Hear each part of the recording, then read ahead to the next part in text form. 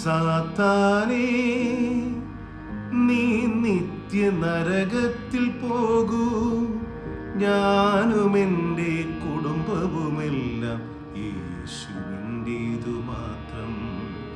സാത്താനേ, നീ നിത്യ നരകത്തിൽ പോകൂ, ഞാനും എൻ്റെ കുടുംബവുമെല്ലാം യേശുവിൻ്റേതു മാത്രം.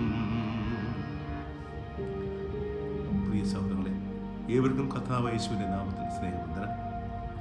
ഇന്ന് നാം ചിന്തിക്കുന്ന വചനം വിശുദ്ധ മത്തായി എഴുതിയ സുവിശേഷം അതിൽ 4-ാം അധ്യായം 10-ാം വാക്യമാണ്.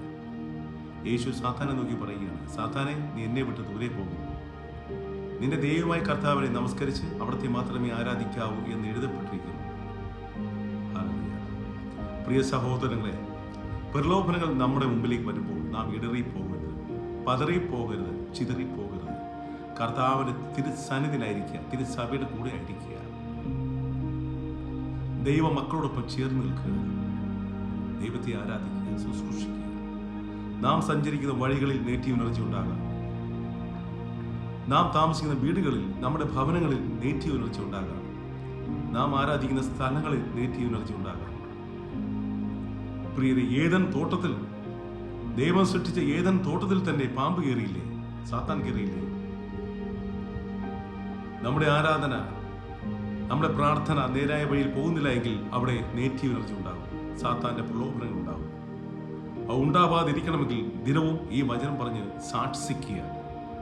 അപ്പോൾ നെഗറ്റീവ് എനർജി നിന്റെ ചുറ്റുപാട് നിന്നും അകന്നു പോവുകയും പോസിറ്റീവ് എനർജി ആകുന്ന ക്രിസ്തുവിന്റെ സ്നേഹവും പ്രകാശവും ആ രക്ഷയും നിനക്ക് ചുറ്റും ആവരണം ചെയ്യപ്പെടുകയും ചെയ്യും. ഈ പോകുന്ന വഴികളിലൊക്കെയും നിനക്ക് വിജയം നൽകും. നിന്നെ തടസ്സപ്പെടുത്തുവാൻ ഒരു ശത്രുവിന് സാധ്യമല്ല. നിന്റെ വഴികൾ, നിന്റെ ലക്ഷ്യം നീ പൂർത്തിയാക്കും. നീ സഞ്ചരിക്കുന്ന വഴികളിൽ ഒന്നും നിനക്ക് തടസ്സമായി നീ കാണുകയില്ല. ഹല്ലേലൂയ. കർത്താവേ, നൽകിയ വചനത്തിനായി സ്തോത്രം. കർത്താവേ, ഈ വചനം ശ്രവിക്കുന്ന എല്ലാ സഹോദരി സഹോദരന്മാരെയും അനുഗ്രഹിക്കണമേ.